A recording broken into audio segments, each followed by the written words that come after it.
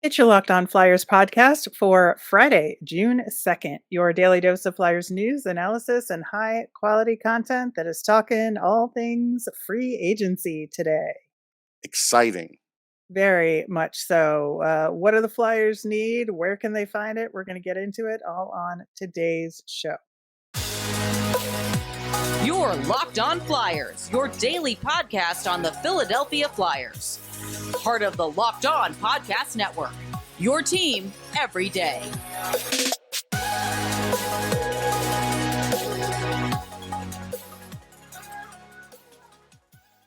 Hey there. Thanks for making Locked On Flyers your first listen every day. I am Rachel Donner. You can find me on Twitter at rmiriam. I'm here as always with Russ Cohen, who is on Twitter at Sportsology.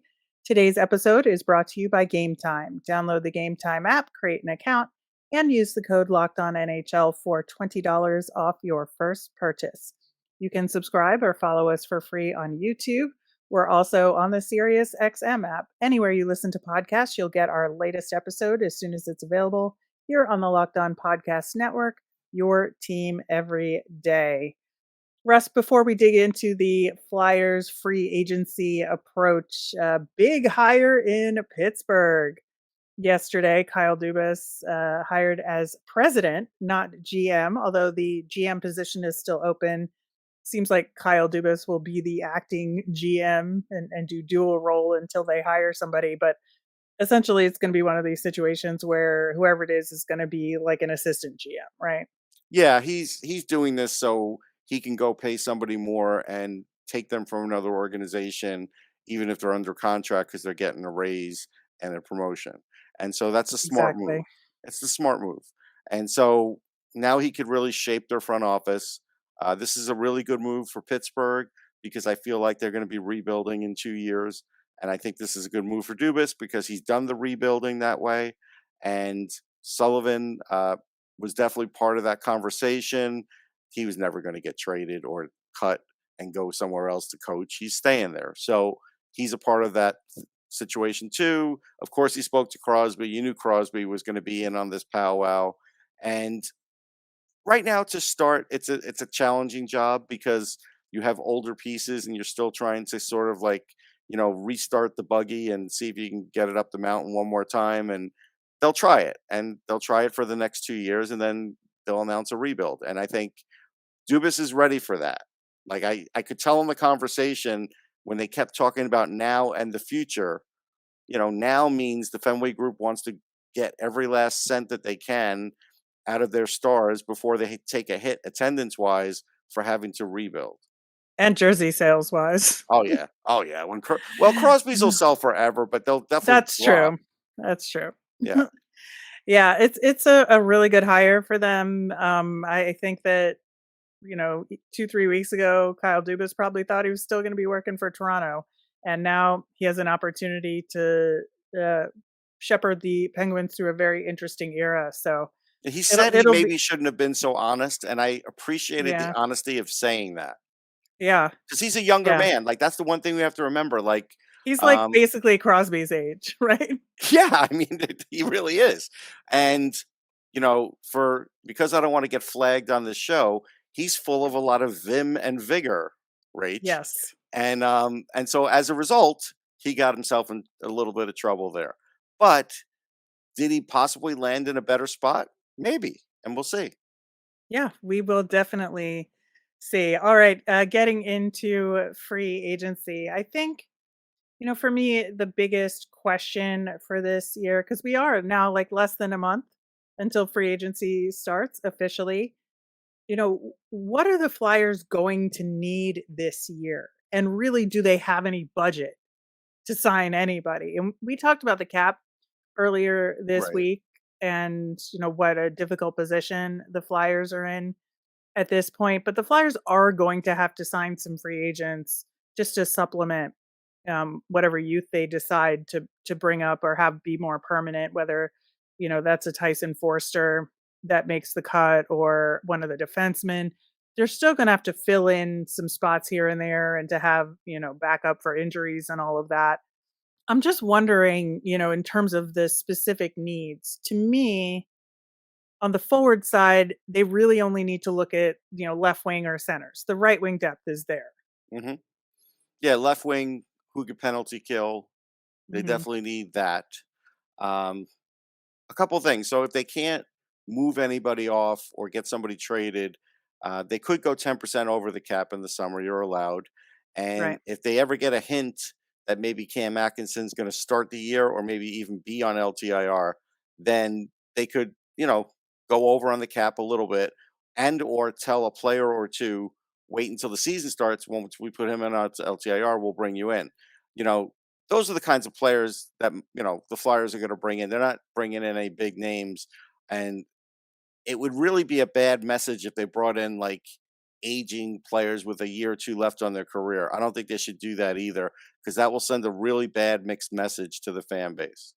Yeah, I think so too. I think, given the choice between using one of the younger players and signing an older guy like that, use one of the younger players at Right, this point.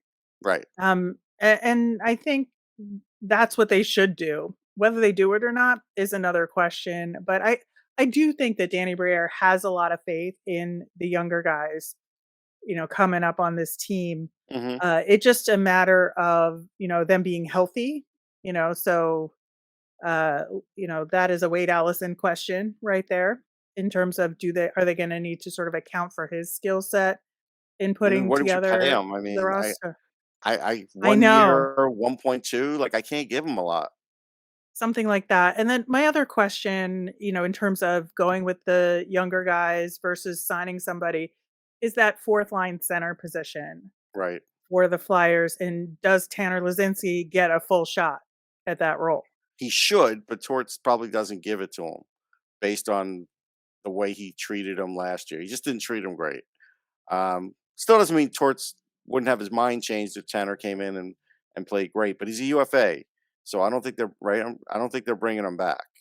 That's the problem there. So as far as the actual 4C position, that could be another free agent backfill that they're talking about. Uh, don't bring back Patrick Brown. Please don't. They don't need a No. guy that's just good on faceoffs. Like they actually need a guy that could help the offense a little bit too and help some younger players along. So let's be forward thinking about that.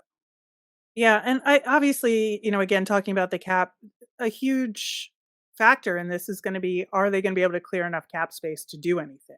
It's a big question. So, again, I I don't think they should trade a draft pick just to clear cap space. I think that's a dumb idea. Yep. Um, so how are you going to get it? I mean, let's see, how much are they going to have next year? They are going to have I think that they're going to have somewhere between 13 and 17 oh million, 13. No, no, there it is with the Yeah. yeah, sorry. I was in the wrong column. Yeah, so 13 million. Okay, so 13 million they have to fill let's see, two They have to UFA do like, spots yeah, and more four. RFAs. Yeah, four. Well, they could not qualify Bellows, so let's count him out. But Cates, Frost, York, let's just say for argument's sake, they all get 3 million bucks. We're just doing easy math here. So then that's 9 million's gone. So now let's say they were gonna have 15, so they got 6 million for two UFAs. Well, actually, two UFA spots. So um, they they could get two players, and those two players, yeah, they just can't be more than like $2 million, 2 point something kind of players. That's what they're going to get. So you're going to get, and we'll talk about some of these names, but you're getting either a guy that is trying to prove himself, who's maybe a young guy who has been on another team that hasn't fully taken root in the NHL, or you're getting somebody that just had a couple off years and isn't in demand. You're not getting anybody of great value here, and unless you're getting somebody from Europe and signing them to ELC, chances of getting somebody and finding like a great next player on this search is remote. Yeah, and so I think that is gonna be the biggest challenge for Danny Briere. So number 1 is gonna be clear the cap space that he needs in order to have money and contract spots available and roster spots available. And then number 2, finding the right guys to fill those depth roles that we're talking about. And I think there's so many moving parts here that by the time he gets to the free agency side of things, like I think a lot of this process is going to be exhausted, Hmm. right? And so he's going to have a very short window to prepare for free agency based on what happens at the draft with any deals or trades or anything. So they've got to have a lot of ducks in a row and a lot of feelers out ahead of time, right? Yeah, they're going to have a lot of feelers. You're right about that because um, they're probably filling three positions when they jettison Bellows, and not everybody is going to have the Flyers as their first choice. Hardly Exactly. anybody. So you do have to kind of have the scattergun approach. Yeah, I think as far as Briere's preparation, he's got to have a list of 5, 6 players that he thinks will be in their price range that they can contact starting July 1st Yep. and work off of that. Now, if one or two of those came from overseas, then chances are they could sign them right away. Because a lot of times, if you're finding somebody over there, they're usually not in demand. And I think this is a good year for the Flyers to try that out. Is that part of their plan? I don't know, but it would be part of mine. Absolutely. Absolutely. All right. Well, we're going to dig into the weeds a little bit more and talk about the current Flyers UFAs, if any re signings are going to happen, and then what kind of guys the Flyers could go after in free agency coming up next.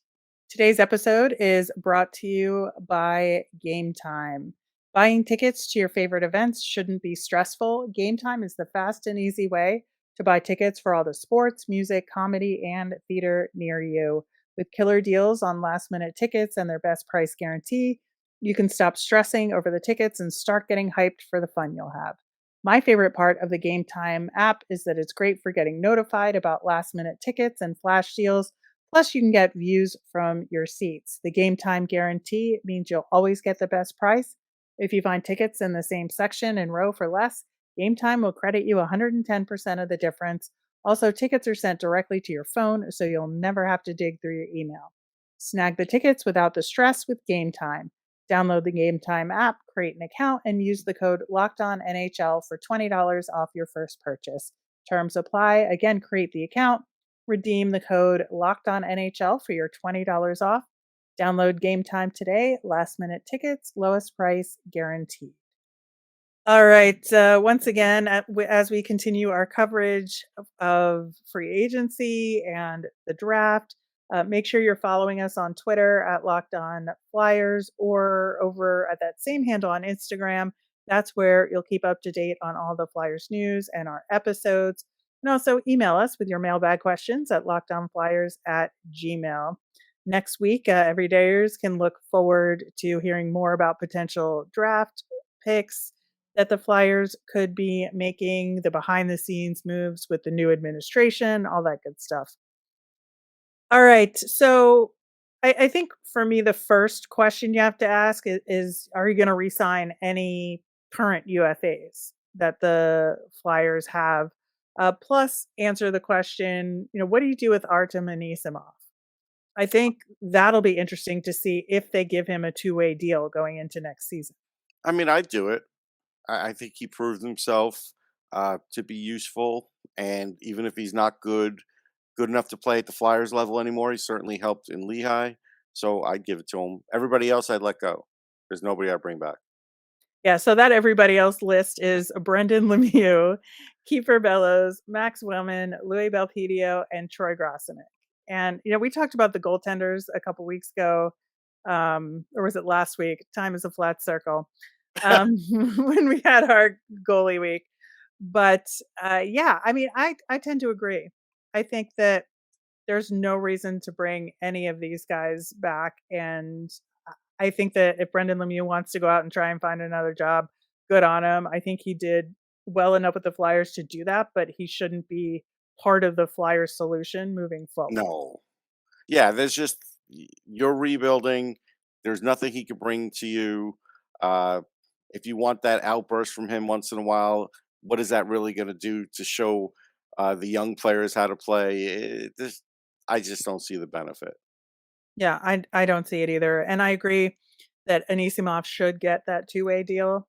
Yeah, I think the fact that he signed an AHL deal only to stick with this organization says a lot, and the fact that he was such a good presence for the younger players. So if he's the guy that's around some of the younger players at the Flyers level now, where he does have that NHL experience, I think that will only help the Flyers prospects grow, especially Tyson Forster yep. in particular. I think it's very important to have somebody around that Tyson trusts.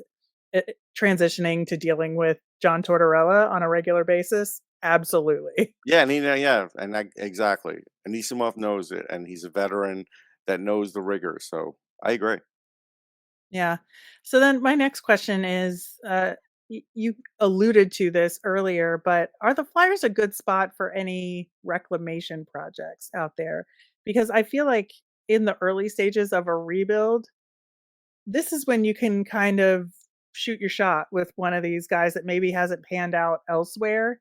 And is it really going to hurt your team in the long run this early in a rebuild? No, it's not. It could be worth taking a shot. It could be. You do have to find the right player. I don't really have a handle on who that player might be right this moment, but uh, don't just start parading in former first round picks. I don't think that helps. I know other teams have done that. How many times have you seen a team? Well, look, there's 7 first round picks on the ice at the same time. Who cares? Like it doesn't matter. No, Matter, and you know. and of course, like the most well-known ones out there right now are Alex Galchenyuk and Jonathan Drouin, right? Yeah. But they are reclamation projects at this point, and maybe with Galchenyuk, a multiple, reclamation project here. But I think that looking at those kind of players to get for super cheap at this stage, I have no problem with it. I don't want either one of those guys. I don't. I don't think there's anything to gain. I would rather take a player who maybe missed a lot of time because of injuries and now is healthy, Mhm. not one that just has never lived up to it. The guys who haven't lived up to it, John's not really going to help you live up to it. I just don't feel that, especially on That offense. is fair. In a vacuum with a different coach, maybe, but Yeah, with Tortorella, that would be really tough, I he'll think, make you play especially for better Galchenyuk. defense. So, like Sealer's playing the best hockey of his career, and so it's average NHL hockey, which he probably wasn't capable of before. So we give credit to John for that. But offensively, no. Yeah, so speaking of offense, just looking at who's out there, it's slim pickings, I would say, for, you have your top tier free agents and even kind of like second, middle six kind of players. That's not what the Flyers need right now. The Flyers have plenty of middle six players, and especially if you consider the younger guys. So I just don't see them needing to sign anybody like that. But one name did stick out to me in terms of the UFAs, and that's Carl Hagelin. If he was a few years younger, I'd say yes. But he's been so Even for injury. like a 1 or 2 year deal. Yeah, he's been so injury prone. That's the problem. You're almost Yeah. throwing away your money. And I was a big fan of Carl, and he is a really good penalty killer, but he just doesn't play enough games anymore. He just can't stay healthy. I think that's my issue. Otherwise, I would be okay with that. But no, no, find somebody else. I'm looking through lists here, and who's the right player. Like, all right, here's an example. So if you could get Kyle Clifton cheap, I would sign Mhm. Kyle Clifton to a 2 or 3 year deal for like million and a half, 1,750,000, because he is the perfect fill-in defenseman. He could play everywhere. He's got a little bit of toughness. Right, so that's on the defensive side. What about the forwards? I know. I'm trying to find. I haven't found anybody. It's I mean, easier to. Go Yeah, ahead. another guy for me is Tyler Mott. Yeah, if he doesn't go back to the Rangers, I think he'll Right. be uh, inclined to do that. I'll give you a name. If he didn't go back to Colorado, Evan Rodriguez is a good one. He made 2 million. I would give him 2 million again. He is a penalty killer. He can score some goals occasionally. He's got good speed. So Evan Rodriguez is a forward that I certainly could look at and bring him back. Listen, you don't have to sell me on him. I wanted the Flyers to sign him last year Yeah, in free agency. and you So could get him at the right price, like at the range that we're talking about. Otherwise, it's hard. There's really, there's not a lot there unless you're starting to really want to get guys into their mid 30s, which I think is a bad idea. that's what makes this whole discussion so difficult is that there really aren't a lot of free agents in the category that the Flyers would need that are going to be available that aren't likely to re-sign with the teams that they're already on. Yeah, like my thing would be the reason you want cap space is in case there is a team that is so up against the cap, they can't qualify a guy. This guy's a pretty good player, a young player, and they just walk away from it. I've got the money to sign this guy. That's maybe why you want to save some money for a rainy day because we could see that happening. But yeah, you don't want to bring in like, Milan Lucic or, No. guys like that. Thomas Tatar, nice player, but now he's like 33. No Yeah. thanks. Well, and also a lot of the ones that might be more available are on the right side that the Flyers don't need. So even if That's you're true too. narrowing it down to left wing and center, like the market is really thin. But I think like looking at the like maybe second, third day of free agency, you're going to see who's still available, and that's going to be the time that the Flyers should jump in. I'll give you one more guy. And I'm digging deep, but I still have a like for Adam Ernie. And I know Steve Eiserman did like him. And if they don't re-sign him, he's a guy that's still 28. He's a really good fourth line talent. He does score a little bit, just a little. He had 8 goals, 18 points, but does play a really complete game. And that's the kind of guy that, I think could do well here. But, there's, you want Danton Heinen? I don't think so. No. I mean, that's what I'm saying. Like, Yeah, yeah. That's why it's going to be extremely important for Briere and the team to be strategic and jump in where they think they can really get the best bang for their buck yeah, you're gonna bring, going in here. you're gonna you're gonna go Nick Bukestad. Everybody's had Nick Bukestad at this I point. know, I know. I almost went there too on my list. You know, Ashton Reese. I mean, he could penalty kill. Torts would like him. Uh, Mhm. at 28, okay. I mean, you want to bring him in for a year? I guess I would take Ashton Reese, but now you're just basically asking me like, what's better? Like, I don't know, Red Hots or candy corn, and it doesn't really matter, Rachel. All right. All right. We are going to continue this discussion by digging into the defenseman side of things coming up next. All right, Russ. So now we can talk about the Finally, defenseman. I know. I'm keeping you to a structure. you are. Um, it's again, it's a really, I think, small market this off season with free agents, especially when you consider, that the Flyers, assuming that they keep Provorov, which is more than likely, right? That top four is pretty much set, right? They're not going to Yes. change who that is. They're not trading Sanheim because nobody's taking that contract right now. And so I think that really it's just your bottom pairing at this point. And And like you're including D'Angelo on the bottom pairing now, right? yeah, but he could be in the press box. So Okay. you need like even if he's still on the team, I would say you still need two more defensemen, right? That's fair. And one of them should be a younger guy Yes. already in your system. And then the other one could be a free agent. That's Yeah. where I go. No, I'm 'Cause with you. so Nick Sealer is still around as well, but I still feel like you need one more Yes. to cover for injury. and whatnot. And so that's on a two-way deal or something along those lines. And I think to me the first name that popped out of the UFAs is Brian Dumoulin. Yeah, but what's he, like 34?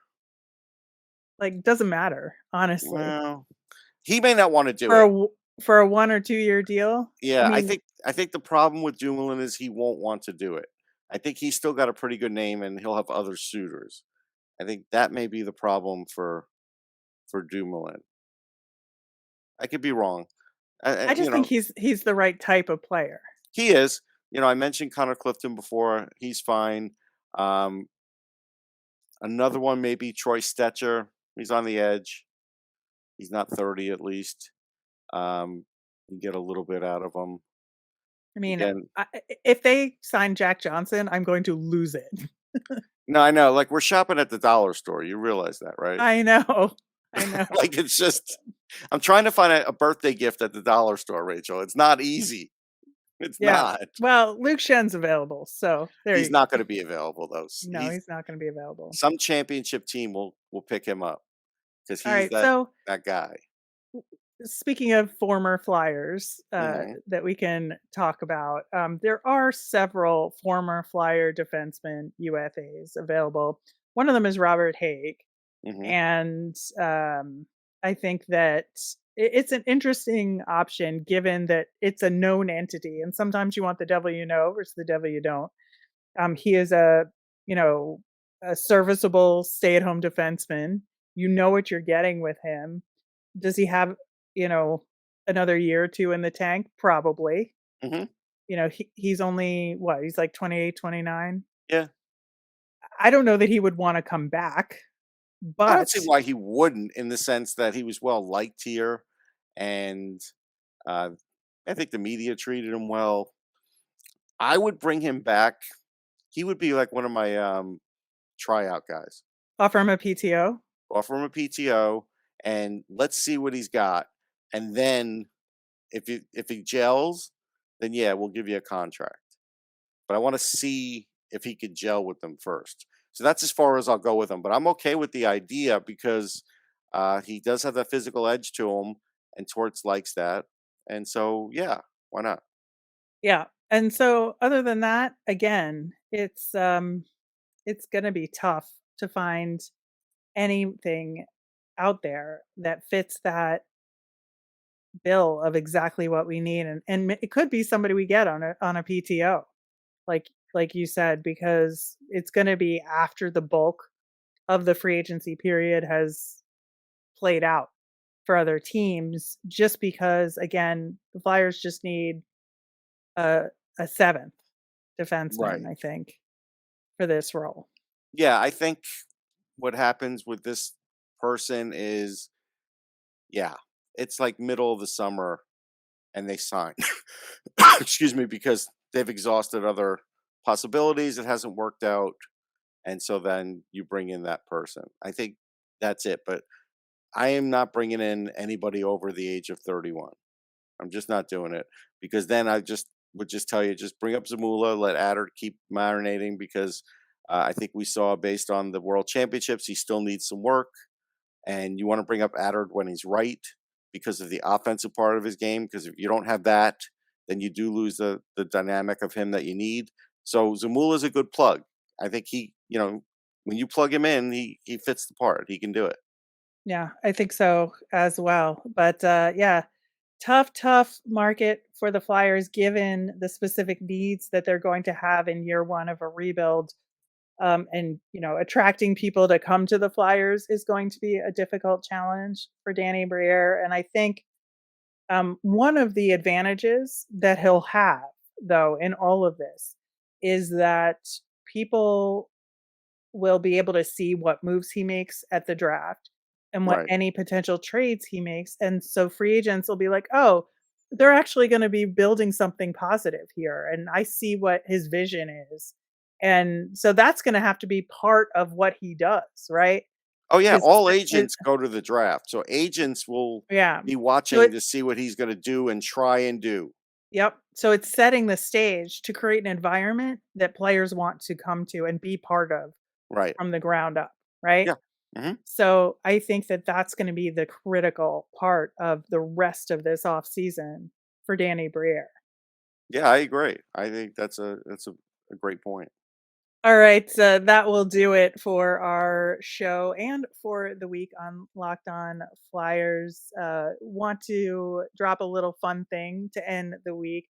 The Flyers are bringing with them to the draft Zach Wertz, who was a Make a Wish kid from this season, and so they're quote unquote extending his contract, which is very cute that they are So doing he's really that. the first contract extension. Yeah, so this is their first big move, and I like Yeah, it. I like it too.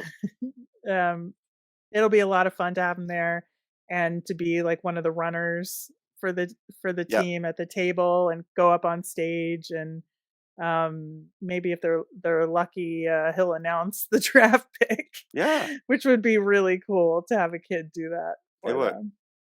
All right.